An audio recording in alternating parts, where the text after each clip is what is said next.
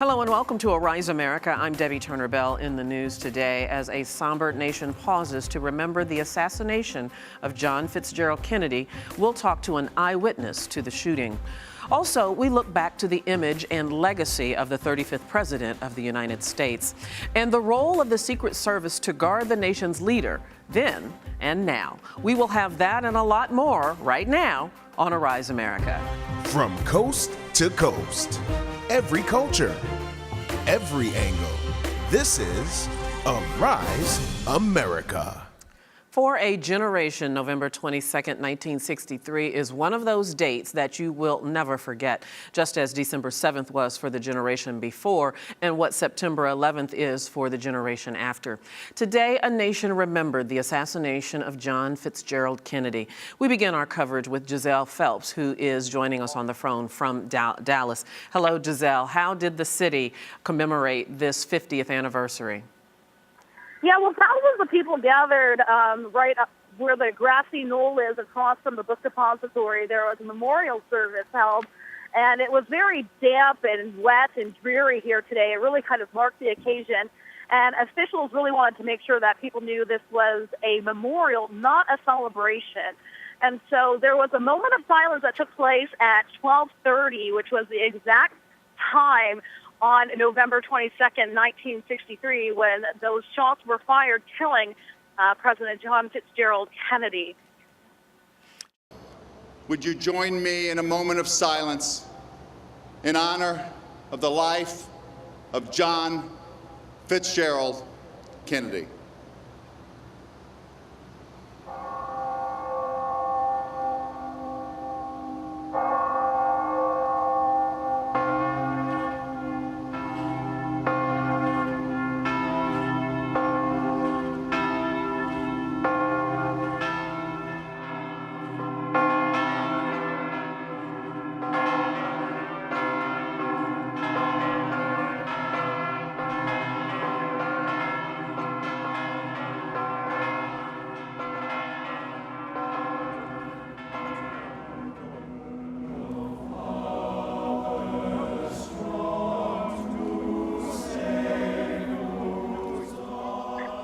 Those are 40 church bells around Dallas that you heard ringing in that video there. Now, no prominent national dignitaries were here at the event, but the mayor of Dallas, Mayor Mike Rawlings, trying to speak for everybody today.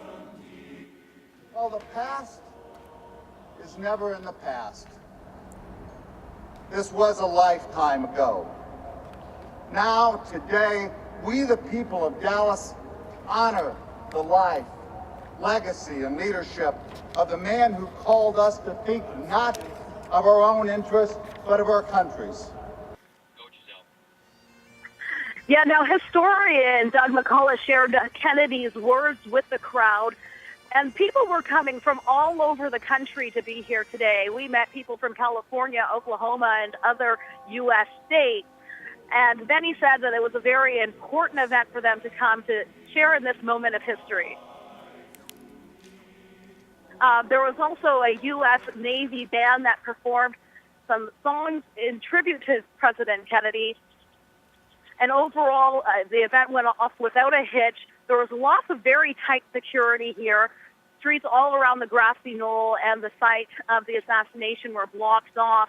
But officials say that overall it was a very smooth event. There were some protesters here, some conspiracy theorist groups that local media is reporting did have some confrontations with police, but overall the event seems to have gone very smoothly. It was a very respectful, somber event in Dallas today. All right, Giselle Phelps reporting live from Dallas. Giselle, thank you very much. If you are of a certain age, you know exactly where you were when you heard the news that President Kennedy was shot. The book, November 22nd, 1963, Witness to History, recounts events that have passed into memory and controversy. Its author, award-winning reporter Hugh Aynesworth, joins us on the phone. Mr. Aynesworth, thank you so much for being here on Arise America. pleasure to be with you, sir. You have the singular distinction of being present at three historic moments in this country's history. Of course, in Dealey Plaza, when the president was shot. You were also there when Lee Harvey Oswald was arrested, and you were there when Jack Ruby shot Lee Harvey Oswald. Let's go through these one by one. First of all, describe what you saw, what you heard and experienced in the moments leading up to the assassination of President Kennedy. Well, there was a fringe group here of arch conservatives in Dallas that made it rather mean. They were very vocal, very small group, but nobody said anything. Nobody tried to contain them. So I figured there might be some kind of confrontation, maybe, or they might throw something at the president, or they might picket him real strongly. But that day, I wasn't assigned. I was a reporter for the Dallas Morning News, but I wasn't assigned to anything. I just decided to walk over to the motorcade. And you don't see a president every day in your town. So I walk over there, and the crowds were so vibrant, so happy. It was a nice warm day, very much unlike today. And the crowds were 8, 9, 10 deep along Main Street. Well, I kept walking because I couldn't still get to the front to see him. So I walked over close to the now famous school book depository building, and I was standing there. If I'd have looked up at 1 o'clock, I could have seen him. 1 o'clock being to the northeast, I guess. Mm-hmm. And but I didn't. But they came down Main Street, turned there on Houston, came by me, and Jackie was just ebullient, and Kennedy was so pleased with the turnout, and it wasn't. No haters showed up. They stayed home that day, and it was just a wonderfully exciting motorcade at that time. Then I heard what I thought was a backfire of a motorcycle, only it wasn't. That was the first shot. 2 or 3 seconds later, I heard a second shot, and 2 or 3 after that, a third shot. And it was pandemonium within seconds. People were screaming. People were crying. They were throwing their children onto the street, onto the pavement, and covering them to safety, to take care of them. A woman behind me said, "Oh, she's wearing my dress." A big woman, and she had this dress the same color as Jackie, and that made her day for a while. Mm-hmm. Because after those shots, we didn't know what had happened. We didn't know where to run. We didn't know who was shooting, how many were shooting, or anything else. So it was really just pandemonium in there for a while. And very briefly, Mr. Aynesworth, how did you end up at Texas Theater and see the police take Oswald into custody? Well, what happened was I heard on another police motorcycle that there was an officer shot, and I ran over there to that scene as fast as I could get there. And I interviewed all the people that had seen him shoot the cop and run from the scene. And then we got another report on the radio. The police had searched. They said there was a witness in the Texas Theater. So I ran as fast as I could 7 more blocks to the theater, walked in, and he was right there. They were moving up the aisles from the stage, 4 or 5 cops, and they grabbed him pretty quick. Yeah, that's just amazing. And then, of course, you were there as he was taking his perp walk and was shot by Jack Ruby. At that moment, when you saw that happen, did you have any initial thoughts of what's going on? Is this a conspiracy? What was your reaction? Well, no, I didn't think of conspiracy then. We knew that Oswald had been a defector to Russia, and these were the days of the intense Cold War with the U.S. and Russia. But no, I didn't think of conspiracy then. However, within days, the conspiracy and the distrust came forth. And a lot of it was because every official that I saw that weekend made wrong choices, wrong words, didn't have the proper information. But they wouldn't say, "I don't know," or "I'll get it to you later." They just made up what they thought was real. And, of course, the conspiracy started because the whole world looked at it and said, "Well, why are they lying to us?" Mm-hmm. And speaking of all those varying accounts and wrong stories, the media, even right there in Dallas, from newspaper to newspaper, covered this event differently, didn't they? they really did, and they bought a lot of the rumors and rather than the fact, and moved forward. And it was you could see it building, the distrust, you know. Oh, I can't even imagine what that was like for you. I just want to ask you about this, and then we'll move on and talk about a couple of other things. The fact that you saw all three of these, you're the only person to have seen all three of these. Is that a burden for you, a blessing for you, a mantle for you? How has that affected you in your life? Well, I think that it was just pure dumb luck. It wasn't any kind of journalistic expertise or anything. It was just luck that I was at these places, but had a couple of good hunches that worked out.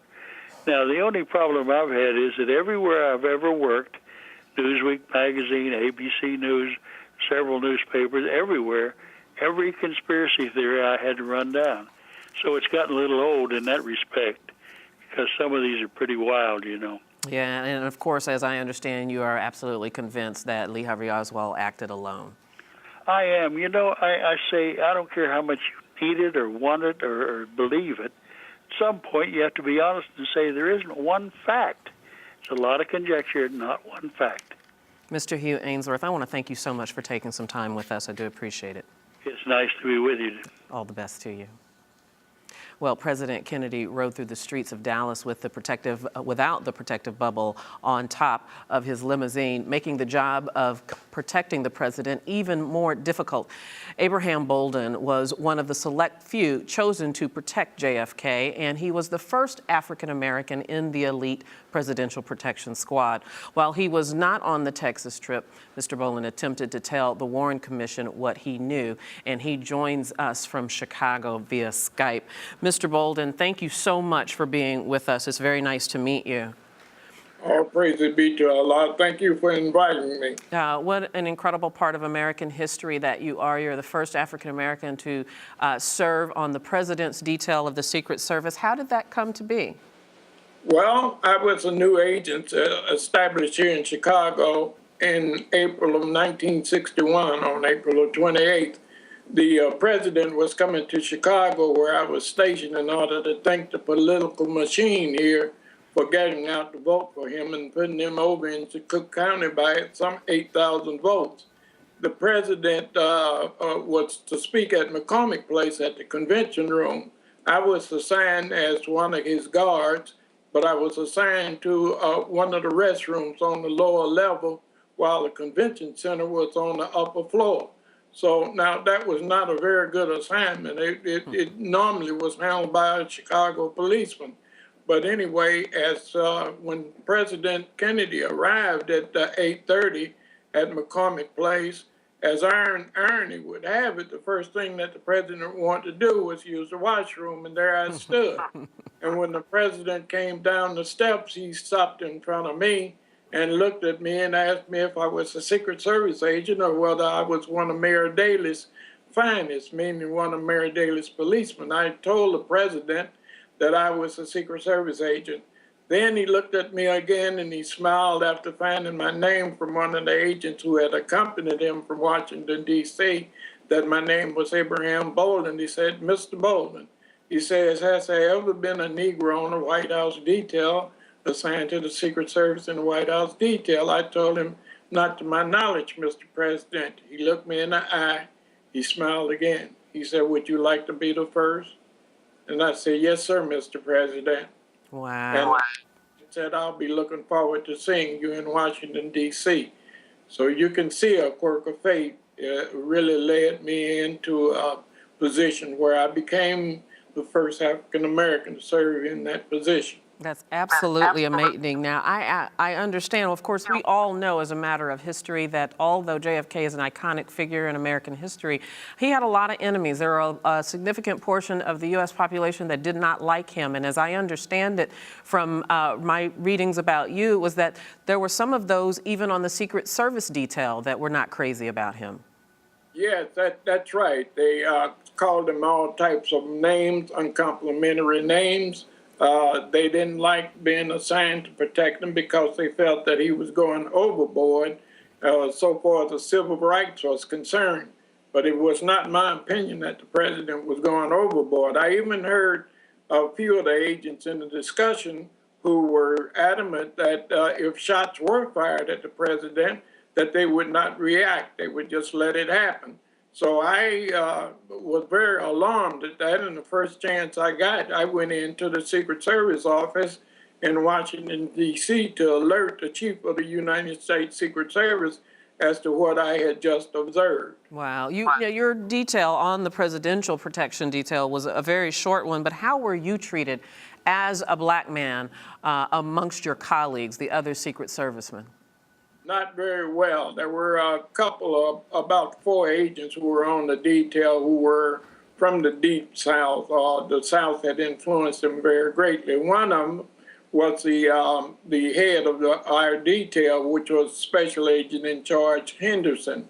Henderson was from the South, and he made no bones about it that he didn't like black people, as he told me to my face, that I was an N-word, would always be an N-word, would never be anything else but an N-word, so act like one. That's what my special agent in charge told me to my face. And so I thought that was very critical, because President Kennedy, we know, was laying a foundation. He was putting out a roadmap in order to give all Americans equal opportunity. And that roadmap was very dear to President Kennedy. He wanted to alleviate the suffering of the people of America. Mm-hmm. I can't imagine what the dichotomy of the experience was, both to have such a prestigious opportunity, but also to be regarded so poorly by your colleagues. Before I let you go, I just want to ask you, what were your thoughts about the protection of the president when you heard that he had been shot? My thoughts about the protection of the president when he had been shot, I knew that if the shots were made, as I told the chief of the United States Secret Service, an assassination attempt would be successful, because the Secret Service agents would not react, and there were procedures that were not being followed.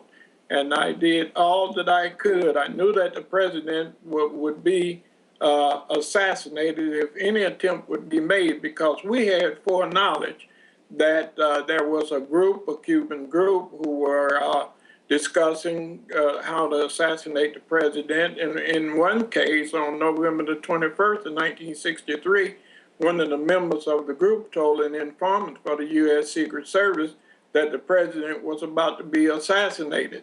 The next day, the president was indeed assassinated. That is incredible, but what an incredible part of history that you played, being the first African-American to protect the president. Mr. Abraham Bolden, I want to thank you so much for your time. Thank you for inviting me.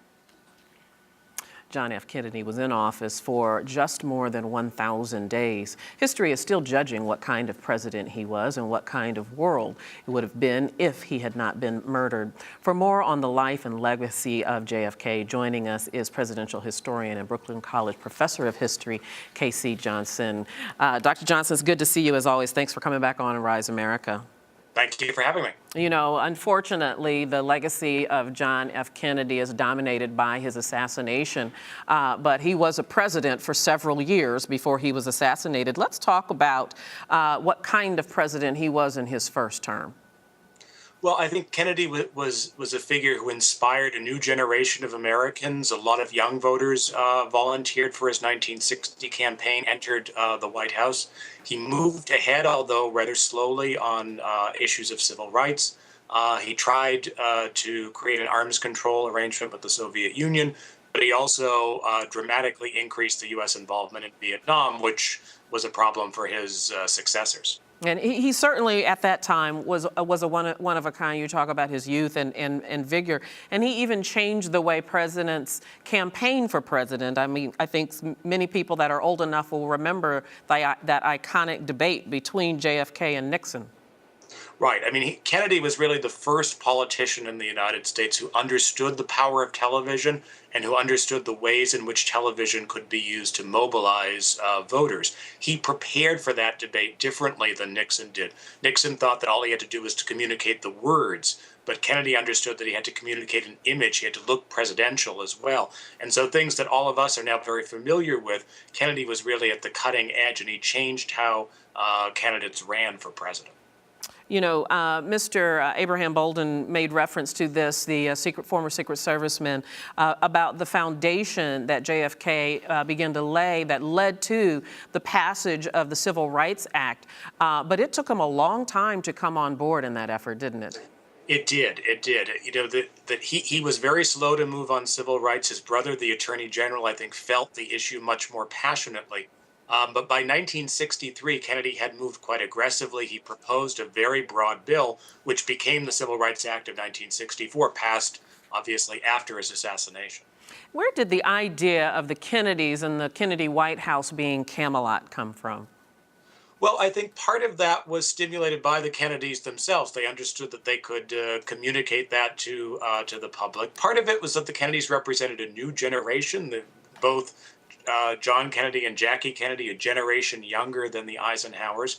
And part of it, though, I think, was that the Kennedys brought a new kind of style to the White House. They invited artists, they invited musicians, they invited intellectuals. And so they made the White House a kind of cultural center of the country in a way that it hadn't been, at least since the Roosevelt years.